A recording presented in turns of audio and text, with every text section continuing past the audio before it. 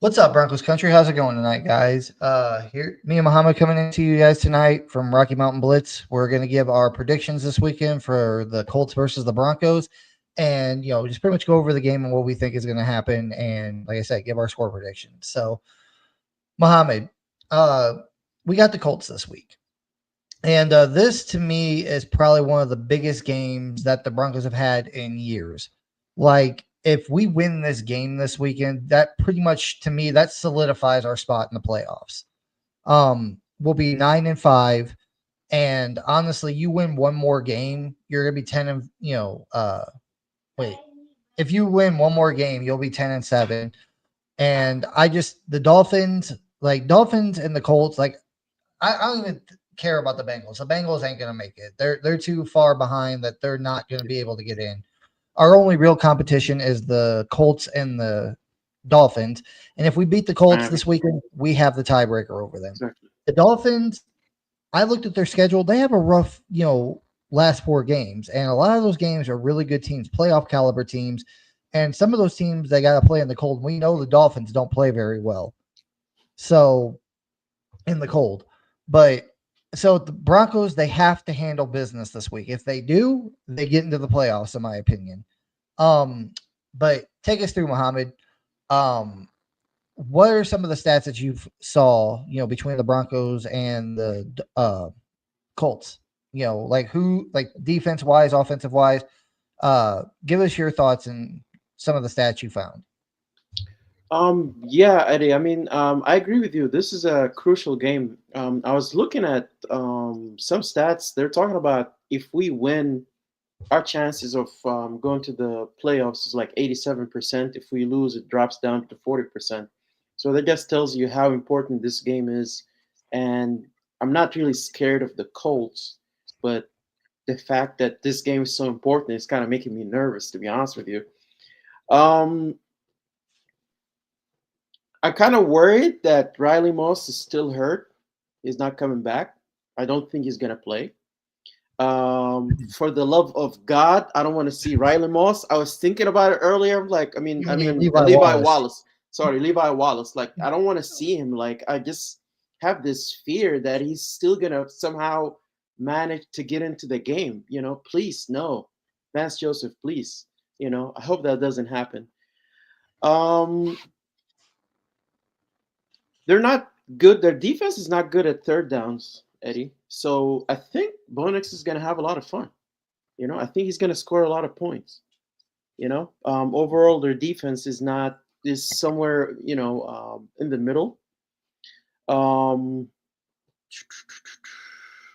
Richardson, their quarterback, I guess he's decent. He's coming back. My worry about him is him rushing the ball.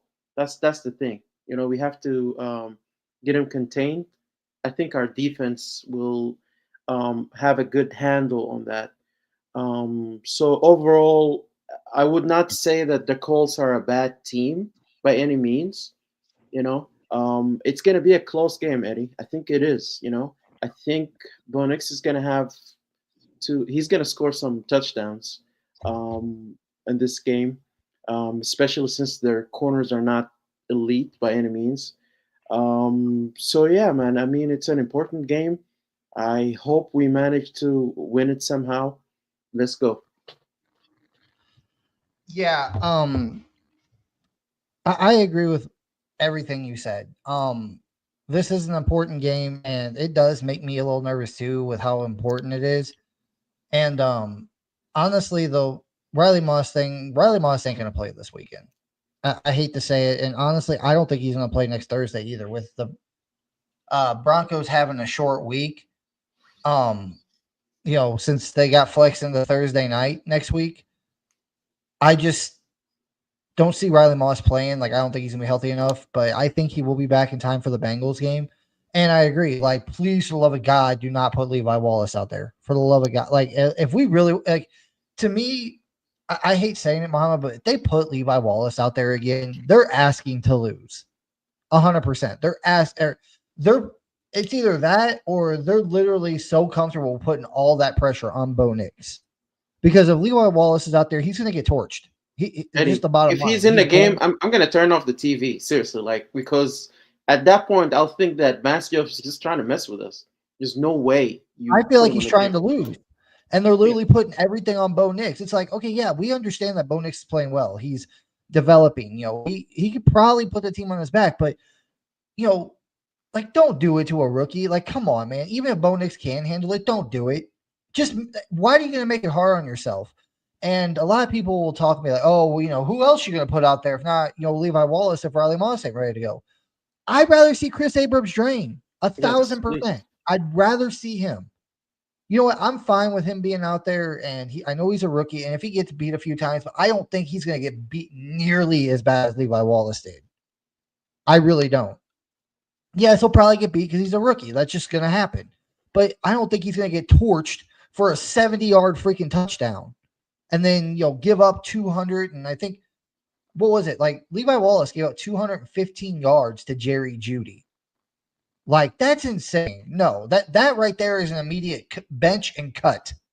That's unacceptable. Now, yes, we came in, but we play against Jameis Winston. Now, I'm not saying Anthony Richardson's like, Tom Brady or Patrick Mahomes, but the defense is already going to be worried enough. Like, they do have really good receivers over there in Indianapolis. And Yeah, then we also have to worry about Anthony Richardson taking off. Like, the Broncos, I hate to say it, they have struggled this year with, mobile quarterbacks, guys that take off and run. They have struggled with that. So if you can limit anything to help your defense, and that's not putting Levi Wallace in, if that can limit, targets down the field by putting Chris Abrams in, even by, I say 2%, do it. You already got, like I said, you're going to have to worry about Anthony Richardson, and still Chris Abrams drains a rookie. He's probably going to struggle a little bit. And honestly, I don't know if you saw the injury report today. Like I said, Riley Moss didn't practice, and Brandon Jones was limited. yeah. So if he's out, then you got two of your key components in your secondary out for the game. I'm not saying Brandon Jones is going to be out, but you don't know. It's possible. Yeah. So just limit it and just put Chris Abrams drain in. Heck, I'd rather see Damari Mathis, honestly. Yeah, me too. At this point. Like even Mathis last year when he was getting beat, he was not getting beat as bad as Levi Wallace did last week. Even in Mathis's worst game last year, he was not getting beat that bad. I mean, yeah, he was getting beat, but the problem was is he wasn't getting beat by like a bunch of yards or just getting torched. The only problem with Mathis was just he was getting beat consistently. Not only, but he was barely getting beat. Like when he would get beat by a receiver, it'd be by maybe like a couple of feet or maybe a yard. Levi Wallace is getting torched by like 5-6 yards every play, and it was consistent.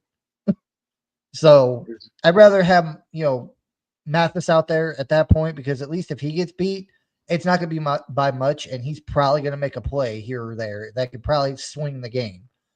So, but with that said, I was going over and looking at the stats for the Colts and the Broncos. Looking at it here, let's see. I think this is defense I'm looking at right here. Yeah. The Colts, I believe, rank like in the bottom half, or not bottom half, but like in the bottom 10 in defense. They've given up 32 touchdowns this year and almost 400 yards per game. A lot of yards. Yeah. The Broncos, they kind of fell a little bit, but they're giving up about 315 yards per game. It looks like, yeah. Defensive yards average 315. Touchdowns allowed. The Broncos have allowed 23 touchdowns on the year. But, our defense is the reason why this team has been so good. Now, going to the offense, the Colts offense has, I think, 311 yards, average this year, and then about 29 touchdowns. So I'd say their offense is about in the bottom 10. Denver's offense, they've gotten 32 touchdowns and about 320 yards total. So, but the Colts defense is terrible. Like, we already know what Bo Nix can do. Like, he's already went up against Max Crosby. I mean, I'm not saying the Raiders defense is like otherworldly because their secondary was not very good, but they still have one of the best pass rushers in the game. And, they took care of business against Max Crosby. Same with, I mean, come on, that game against, the Browns was a shootout. Like, yeah, Bo Nix only had one touchdown. that deep 93-yard shot to Marvin Mims. But take the touchdown out of it. If you watch that game, he had, plays in the game that, where we needed to convert, he did it. And he's been doing that pretty much the entire, well, maybe not the entire season. Like I'd say probably from like week 5 on, he's been doing that consistently every week. Like if he needs to convert a third down, guess what? He's doing it. And the Colts are not very good on stopping teams on third down. So I think Bo Nix is going to have a field day against this defense. And honestly, there's not a single person on that defense that really scares me. Even Latu, the rookie they drafted this year, like he's good, but he doesn't scare me. I'm pretty sure there's another pass rusher on that team I'm forgetting about. I remember seeing his name earlier. I can't remember who it is. But like, come on. The Broncos offensive line handled Max Crosby. They handled freaking what's his name? Myles Garrett. They handled Chris Jones whenever we played the Chiefs for the first week. And Bo Nix does not take sacks. So I'm sure the offense is going to be fine against, the Colts defense. I'm not worried about that. The matchup I'm worried about is our defense against, like I said, the Colts offense. Not because I'm scared of Anthony Richardson in the sense I think he's going to beat us through the air. It's just his fact that he's so mobile, and the Broncos struggle with mobile quarterbacks, and the fact that Riley Moss is out this week. So, but all in all, I'm not too worried about it. I think the Broncos do win this game. But what's your score prediction, Muhammad? Let's get into that before we get any farther. Got the Broncos winning at 31-24. And I'm saying 24, Eddie, because I think Vance Joseph is going to play zone. He's going to lead. Because so his point, Eddie, his point is going to be like, oh, that's a mobile quarterback. So you see what I'm saying? So that's going to be the thing. No, I get what you're saying. We're going to get screwed if he does that. I hope he doesn't do it, but So yeah, 31-24.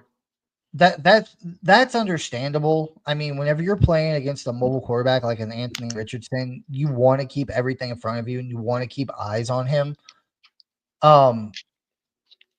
Like last week, I think the reason why they played so much zone, last week was because Levi Wallace was just like they didn't trust him. Like they put him out there and they don't trust him in man coverage. Because a couple of times they did play man coverage last week, what happened?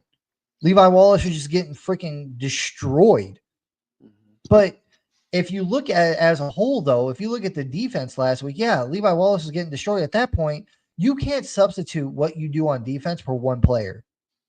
Like if the whole defense plays better in man coverage and you're substituting, playing zone the majority of the game because of one player that's in there that's, he's not very good in man coverage.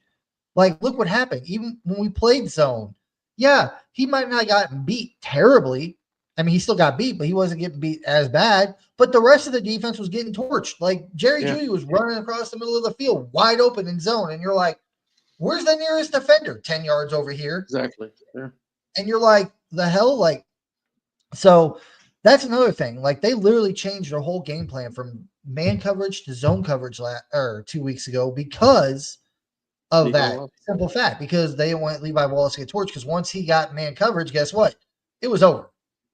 Like you're catering your whole defense to one freaking player. Instead of getting him out quickly, not wait until the last second. Yeah, and then they wait until the last 5 minutes of the game to finally pull him and put Chris Abrams-Draine in. So it just doesn't make sense to me. I think I understand what you're saying though, Muhammad, with the Anthony Richardson being mobile, but I think they play a lot more man this week because Chris Abrams-Draine, I think, like I said, the whole defense, like if Anthony Richardson's not that accurate, so maybe you could play some more zone because you ain't got to worry about him, just dicing you up, because he's not like, as much as Jameis Winston is a pick artist, in my opinion, he's accurate. Like maybe not like Tom Brady accurate, but he's pretty accurate. He can put the ball on the spot when he needs to. Anthony Richardson, I'm not worried about that because he's not going to put the ball on the spot. Like he might here and there, but it's not going to be a consistent thing. So maybe playing zone this week does help the Broncos a little bit more. Like you said, to keep their eyes on Anthony Richardson so he doesn't take off. I just hope the defense, I hope his inaccuracy on the field is worse than the Broncos zone coverage play. Because as long as that's the case, then the Broncos should win this game. I got the Broncos winning 27-17. Okay. I don't think the Colts are going to score more than 20 points. I think this, honestly, this is going to be the kind of game I see. Like in the Colts defense, I mean, their pass defense, their run defense, it's not very good. It really isn't. I know Sean Payton wants to air it out with Bo Nix. I really do. But I think the smart thing to do, whenever you have injuries that are decimating one side of the ball, like if your receivers are decimated, your offensive line's decimated, or even your defense, like your DB or somebody's decimated, it's smart to run the ball, chew the clock. Yeah. I'm not saying Bo Possession. Nix ain't gonna. I'm not saying Bo Nix ain't gonna pass for a couple of touchdowns. I believe he will. I think he'll have like 2 touchdowns this game, and probably they'll have a rushing touchdown. But it's like run the ball, chew the clock. Yeah. Keep like if you can minimize the defense's time on the field to where they're not going to get badly beat. I would do it. I would take the ball and I run it. In the first quarter, try and chew up like 8 minutes in the first quarter. If you get the ball first, chew up like 8 minutes in the first quarter, go down, score a touchdown. Or whichever. If you get the ball coming out of half, and you're up, say, 17 to like 7 or something, run the ball. Run the ball, march down the field, get a touchdown, and then limit the time the defense is on the field. So that way, I'm not saying the defense can't hold their own, but it's like I just don't want to repeat of last week. I mean, I hope that doesn't happen with Chris Abrams drain in there, but limit the rookie snaps as much as you can. If you can, keep the offense on the field for the like over 30 minutes, say like 35 to 40 minutes, you control time of possession. I think the Broncos walk out of here with a dub, 27-17. Control the clock, keep the defense off, the field. And then next week against the Chargers, that's when you're really going to have to figure something out, especially if Riley Moss can't go. Like, you can't play zone against Justin Herbert. He'll freaking dice you up. You're going to have to play man. So they're going to have to get Chris Abrams' drain ready for next week against Justin Herbert. And But Eddie, that's why we need to win this game. Because if you win against the Colts, then if you drop one to the Chargers, then it's okay, I guess. I mean, it's not okay, but you'll it'll be a be little. 9-6 at that point. Yeah. And then you got 2 more games left on the year. You got like I said, the Bengals and Cincinnati week 17, and you got Chiefs coming here week 18. And by week 17, Riley Moss should be back for that Bengals game. Yeah. And you should be back at full strength as long as barring no one else gets injured, knock on wood. Yeah. And then you should be able to close out the season with 2 wins. Like I said before, like the only game I can see the Broncos dropping would be that Chargers game. And if Riley Moss can't go, I feel even more strongly about, them dropping that game. I hate to say it. It'll be the first time in years the Chargers sweep the Broncos. But unless Chris Abrams drain, he shows out this week and, he shows he can fill that void left by Riley Moss until he comes back, but if that's not the case, then I feel even worse about the Chargers game. But like you said, as long as we win this game this week, like I said at the beginning of the video, as long as you lock down this game this week, you win this game, you have a lock in the playoffs. Because I think the Dolphins have to go north and play a team in the cold this week. If I'm remembering right, I'm not sure off the top of my head. And then the Colts, like I said, that's the only other team. You beat them, you got the tiebreaker. So you win this game, you're good. The Dolphins, I think, got to go up and play a cold team this week, and I don't think they're going to win. If they have to play in the cold, the Dolphins ain't going to win. And I'm pretty sure the last 4 teams they got are playoff caliber teams. Dolphins struggle against playoff caliber teams, and they struggle in the cold. Handle your business this week, Denver, against the Colts, and we'll make the playoffs 100%, in my opinion. We control our destiny, Eddie. I mean, that's what I'm saying. Like, just wins the game you can win. You're supposed to win. Make it easy on yourself. Don't overlook the Colts. Looking on to the Chargers. I know, like I said, we got a short week this coming up week. After Sunday, we play the Chargers Thursday night in Los Angeles. But, I don't care about the Chargers. Like, people are like, well, we need to beat the Chargers so we can, up them in the seeding. I don't care about upping the Chargers in the seeding. I don't care.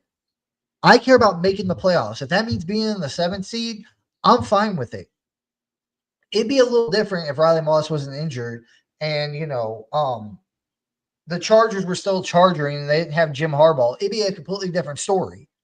I'd still be saying don't overlook the Colts on your way to the Chargers, but I feel like the Broncos, I hope they don't fall into that realm of, oh my God, we lost the Chargers earlier in the year. We haven't got swept by them in years, and they're focusing so much on the Chargers that they forget about the team that's in front of them now. That if they beat, they're in the playoffs. Like, who cares if the Chargers are going to make the playoffs regardless. Don't let them be the reason why you don't make it because you overlook the team that you need to beat.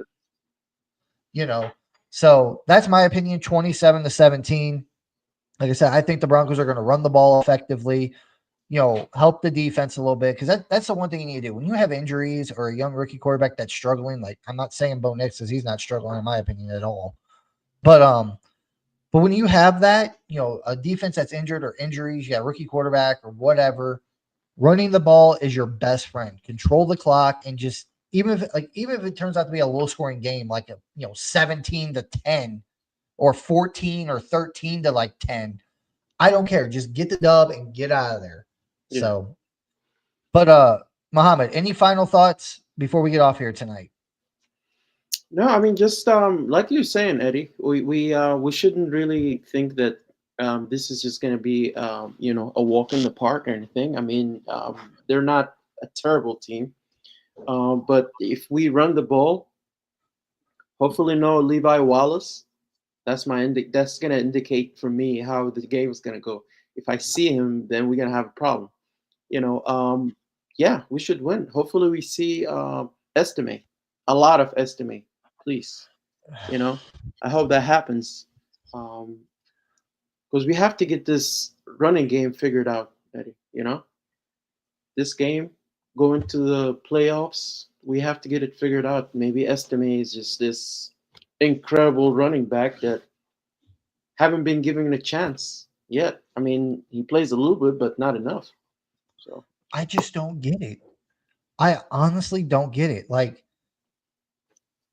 we'd already talked about the Levi Wallace thing. He should have been pulled out of the game before halftime last week whenever he was getting burned for Chris Abrams' string. I don't understand Sean Payton's fascination with Javonte. I really don't.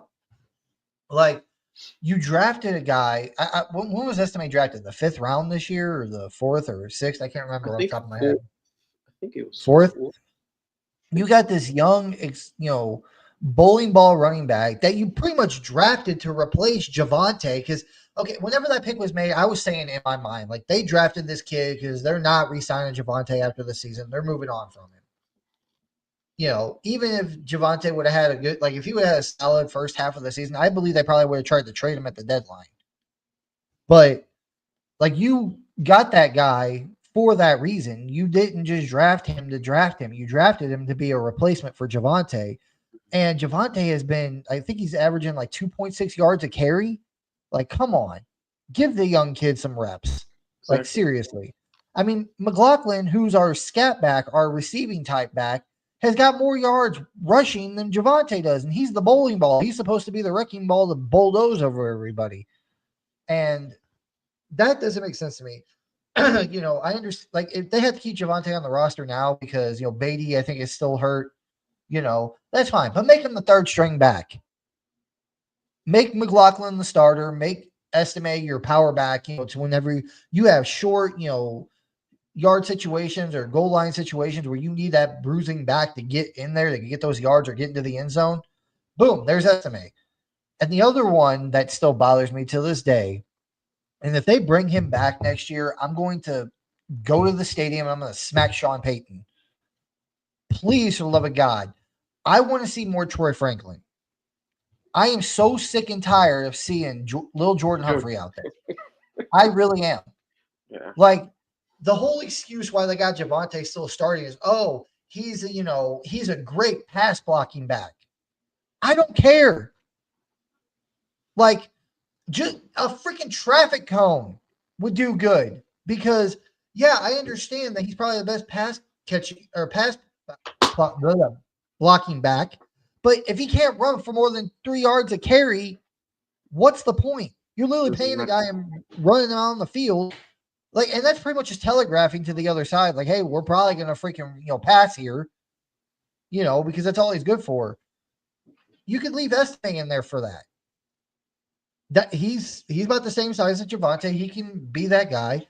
And the only reason why they're keeping little Jordan Humphrey is because apparently he's a great run blocking receiver. I don't care. I don't care.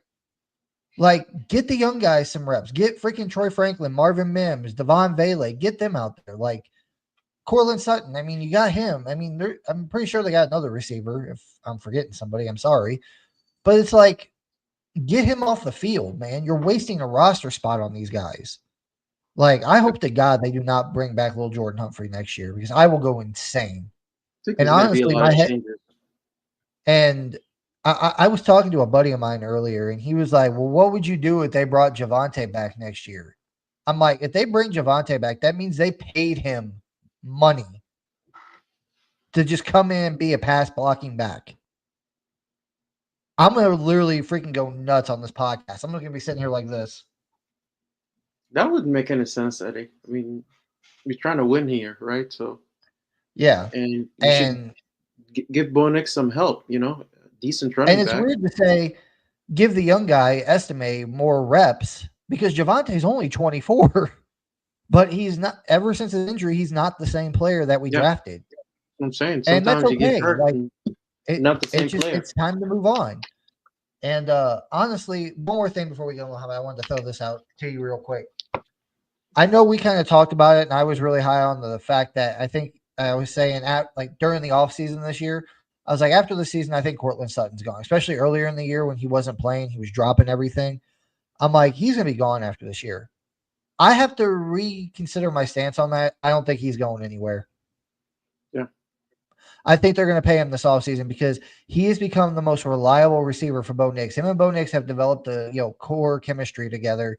And I don't, even if he's 28 going on 29 next year, I think they signed him for like another, I can't 2 years. remember what his contract looks like, but they're probably going to give him more guaranteed money for the next 2 years. What are your thoughts? Yeah, I agree, Eddie. If you remember, after we played the Raiders, that's what I said that he had what 2 touchdowns, almost 100 yards. I said that And the second Raiders game, yeah, was it the the one in Las Raiders? Vegas? Yeah. Yeah, I think 97 yards or something. Yeah. But yeah, like I mean, and like I said, he trusts him.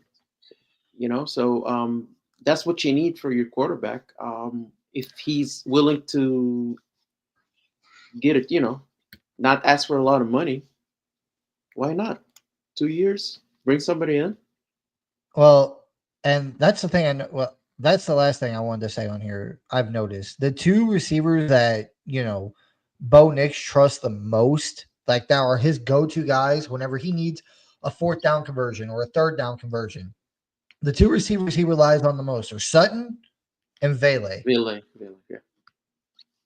I like Guys. Marvin Mims, but I'm not saying cut him or anything, but I just don't see him getting that many more reps because I think Vele and Sutton, you're going to be seeing a lot more of those guys on the field. Like, especially if they bring back Sutton next year, those two guys are going to be on the field like a lot together because those two are going to be always, Bo Nix is going to always be looking for those guys. And I know a lot of people are talking about us drafting the tight end, which would be even better. That would give 3 God, security yes. blankets to Bo Nix, Mhm. because we know how Sean Payton loves using tight ends. So, but, anyway, guys, that's it for us tonight. Me and Muhammad give our predictions on here tonight, and we'll be back on Sunday night, possibly maybe Monday, depending on how late the game goes, to go over the game and go over the recap of the game and everything. But please like, comment, subscribe on this video. Also hit that bell notification so you know when we go live. And Muhammad, I can't wait for Sunday, man. Big game. Yeah, me too, man. Go Broncos. So, all right, guys. Well, we appreciate you guys watching. And if you want, like I said, like, comment, subscribe, hit the bell notification, and we will see you guys on Sunday. Peace. Peace out.